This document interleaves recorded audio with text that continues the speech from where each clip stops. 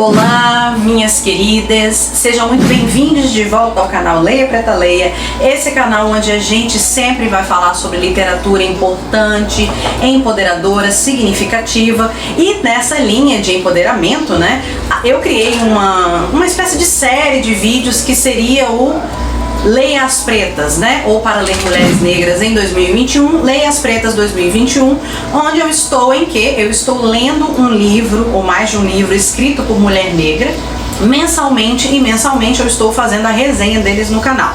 Então, no mês passado, que foi o mês de março, a nossa resenha foi de O Olho Mais Azul, da Toni Morrison, e a resenha de hoje vai ser do livro Olhos d'Água, da Conceição Evaristo. Então nós estamos novamente falando sobre livros de olhos, né? Então a resenha de hoje é essa coletânea Olhos d'Água, da Conceição Evaristo, que eu tenho em e-book, que ela é editada pela editora Palas, e ela tem essa edição de 2014, que eu acho que é a única edição.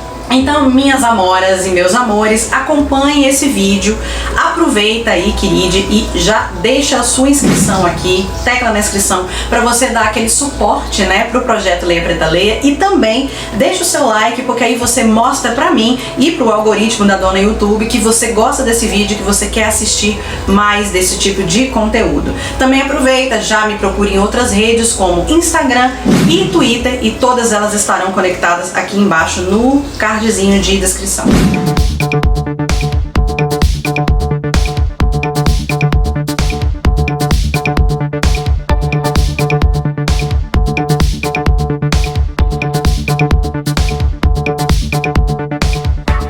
Bom, gente, para começo de conversa, é muito esquisito, mas eu nunca tinha lido Conceição Evaristo antes, né, de 2021. Eu sabia da existência da autora, conhecia seus livros, ela é muito citada por outras autoras negras, mas eu ainda não tinha tido o prazer de ler os livros da Conceição Evaristo e principalmente os seus contos. Então, Os Olhos d'Água foi o primeiro livro da Conceição Evaristo que eu li.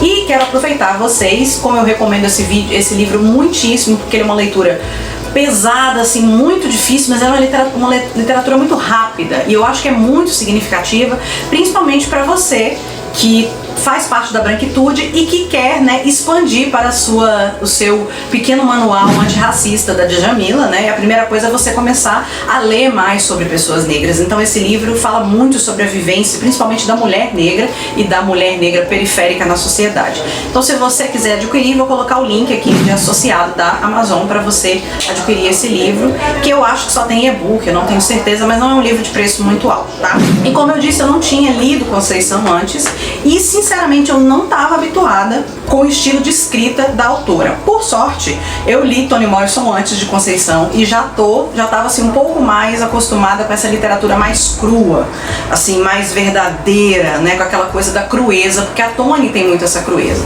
Mas a Conceição, além de ter a crueza da escrita, ela ainda tem a questão de que ela fala sobre uma realidade muito brasileira. Então isso atinge a gente e chega a gerar gatilho. Muitas das coisas que você lê no livro da Toni, principalmente se você for uma mulher negra ou uma mulher periférica, você pode ter gatilhos ao longo do livro, então é bom ficar de olho, porque é uma escrita assim que a Conceição não nos poupa, ela não usa eufemismos, ela não usa jogos de palavras para tentar fazer com que essa literatura fique mais fácil. Nesse livro de 2014 existem alguns contos, eu acho que são 15, cada um deles é protagonizado por um personagem que geralmente dá nome ao conto, mas muitas vezes não. E essas personagens são a maioria mulheres, mas também existem homens e crianças, né, no meio. É mais essa dualidade de gênero aí, embora tenha uma expansão de sexualidade, tem um pouco mais de diversidade de sexualidade.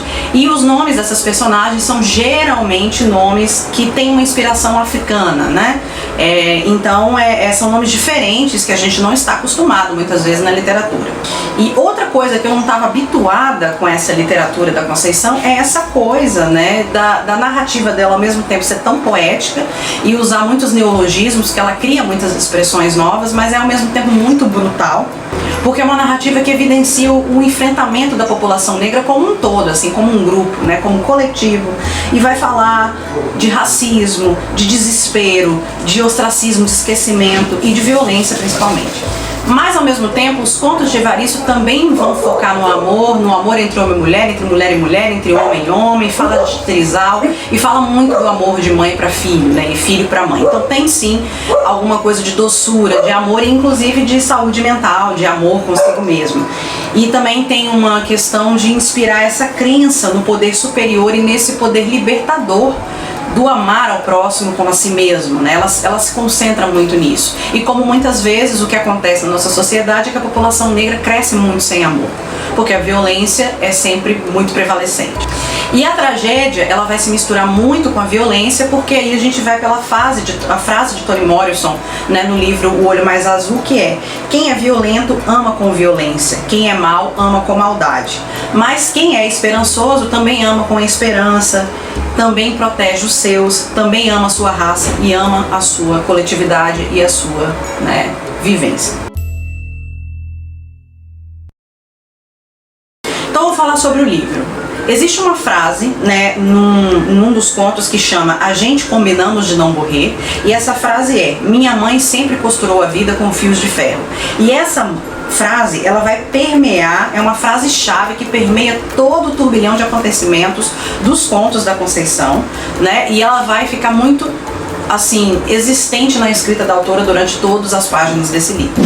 E a Conceição vai no livro dar uma ênfase muito grande à população afro-brasileira. Me pareceu que todas as personagens mais relevantes e as principais eram personagens negras, né? E ela não usa nenhum tipo de eufemismo e fala com muita clareza sobre a pobreza e a violência urbana em que vivem a maioria da população negra do Brasil. A Conceição, ela nasceu em Belo Horizonte numa situação de extrema pobreza. Eu acho que ela tinha 8 irmãos ou 9 irmãos. A mãe dela era empregada doméstica e a Conceição chegou a ser empregada doméstica no período que ela estudava para poder pagar os estudos. Em determinado momento ela se mudou para o Rio de Janeiro e aí ela fez letras, eu acho, na UFRJ, depois ela fez mestrado e doutorado. E então muito da narrativa dela me trouxe muito a pobreza e a violência urbana do Rio de Janeiro. A situação das favelas, a vivência dos contos que passam dentro do trem, que é uma coisa muito potente no Rio de Janeiro, a vivência do trem que vai para os subúrbios, a coisa do carnaval. Isso me lembrou muito o Rio de Janeiro, porque eu morei lá, então eu já consegui praticamente visualizar. Tem um momento também que tem uma personagem que corre na beira da praia, no calçadão, e me pareceu muito que estava falando sobre Copacabana ou Ipanema, e em momento algum, ou na maioria dos momentos, ela não situa geograficamente aonde ela está falando, mas a gente entende que em grande maioria ela está falando de uma periferia, né? Em grande maioria ela fala de pessoas que vivem na periferia de uma grande cidade, que eu acredito ser o Rio de Janeiro, até porque o Rio de Janeiro é que tem a maior população negra vivendo em periferia. Em alguns contos parece que ela está falando de outras cidades, inclusive de cidades de interior, porque ela também viveu, né, numa região de interior em Minas Gerais, mas em grande maioria a gente percebe essa vivência urbana da grande metrópole, principalmente impactando nessa população negra que vive na periferia. A Conceição, ela sempre vai escrever Os Olhos d'Água sem sentimentalismos. Existe muito sentimento, mas pouco sentimentalismo, mas ela sempre usa assim de uma prosa poética que vai entregar na ficção dos seus contos. Então o livro é muito lírico, assim, tem muita poesia envolvida, né? E como eu disse, as suas personagens, né, quase todas têm nomes de origens africanas ou que tem uma sonoridade africana, mas a maioria das personagens são mulheres. Então ela tem personagens, por exemplo, como Dudu Querença, que é uma moradora de rua, que era prostituta, uma ex-profissional de sexo, Natalina e também a menina Zaita, né? Então todas essas mulheres que estão permeando essas obras, e existem homens também nos contos, né? Mas às vezes, algumas vezes eles são protagonistas, mas na maioria das vezes eles são personagens secundários. Mas o que eu entendo é que essas personagens, elas parecem ser diversas fases ou faces da vida de uma mesma mulher, que digamos é uma mulher negra periférica genérica brasileira, sabe? É uma construção de uma mulher negra no coletivo, né? E que são várias faces desse mesmo arquétipo de mulher, ou vários arquétipos de uma mesma mulher, né? Que vão ser sempre da mulher negra, que difere da outra mulher negra pela idade, pela condição social, poucas vezes, pela localização geográfica, mas que tem sempre essa coisa de viver a vida na corda bamba, de costurar a vida com fio de aço, né? Fio de ferro, igual ela fala no livro, sempre com essa necessidade de ser forte o tempo todo, de se impor o tempo todo, de trabalhar até morrer o tempo inteiro. Então eu vejo muito dessa mulher assim. E mesmo quando no livro a mulher é uma mulher que já está ali numa classe social, numa situação social mais confortável, é uma mulher que ela não para de correr, ela não para de trabalhar, ela não consegue descansar, porque ela ascendeu socialmente, mas aquela coisa da mulher negra guerreira não sai dela, ou a sociedade não deixa que saia.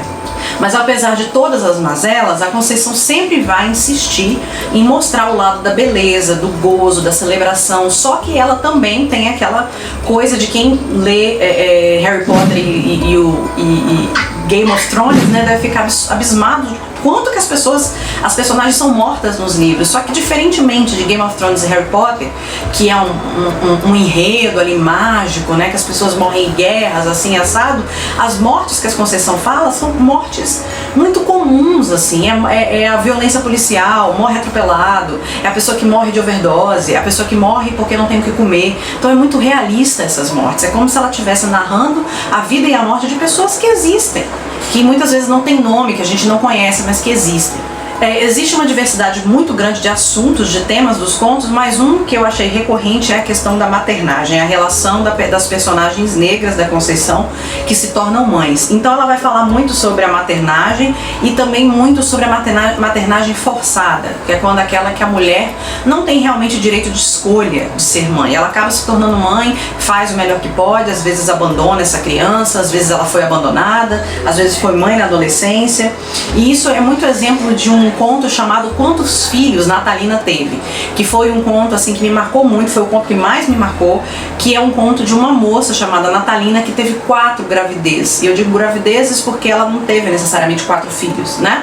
E o primeiro filho, o segundo, foram filhos quando ela era muito novinha, foram filhos de relacionamentos normais, sem abuso, mas ela não queria aquelas crianças, ela era muito pobre, não estava preparada para aquilo, e os filhos acabaram sendo dados.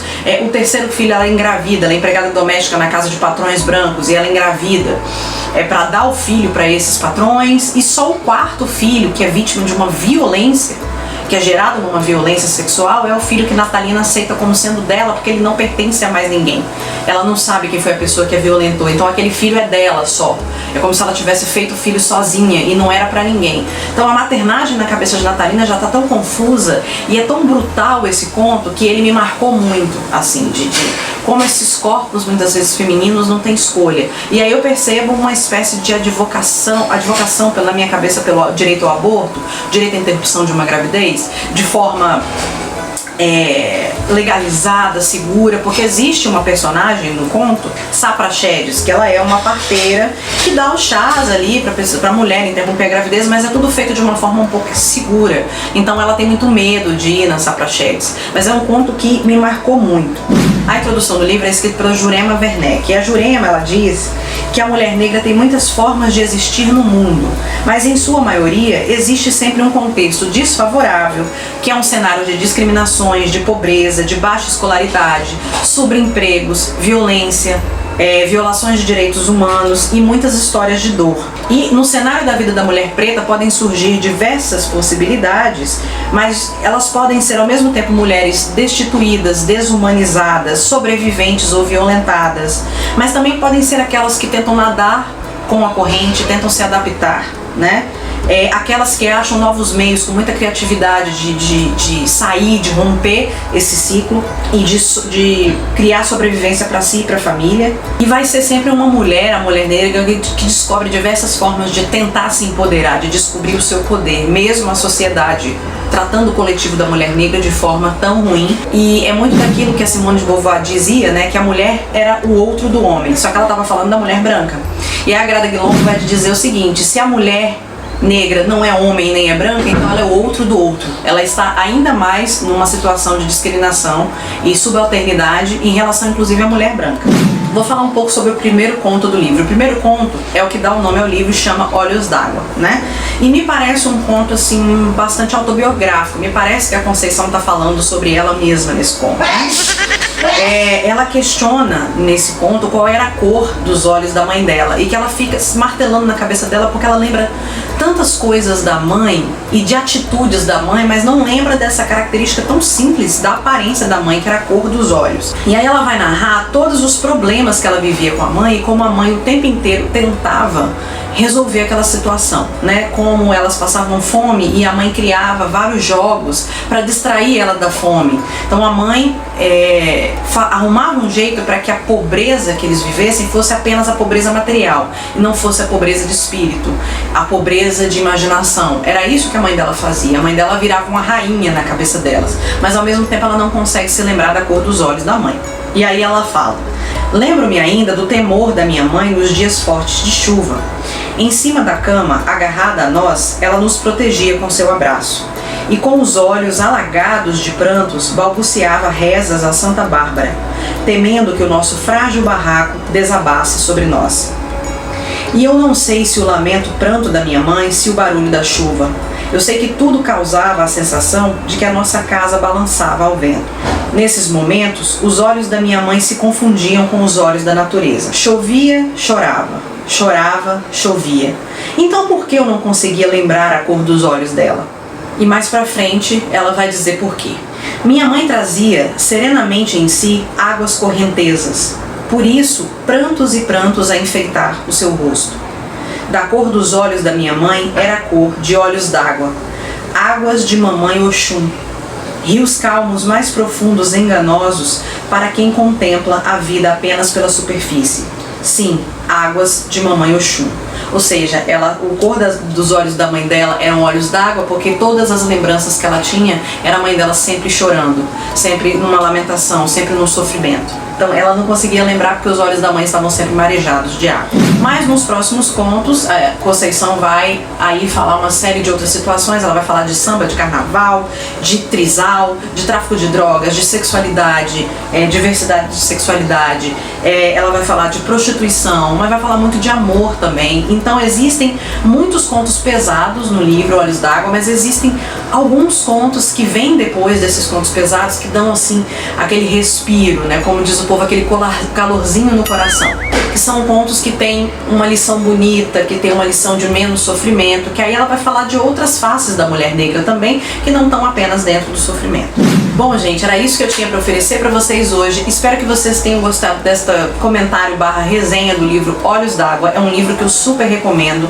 Não é uma leitura fácil, como eu disse, mas é uma leitura rápida. Então acho que vocês deveriam adquirir esse livro.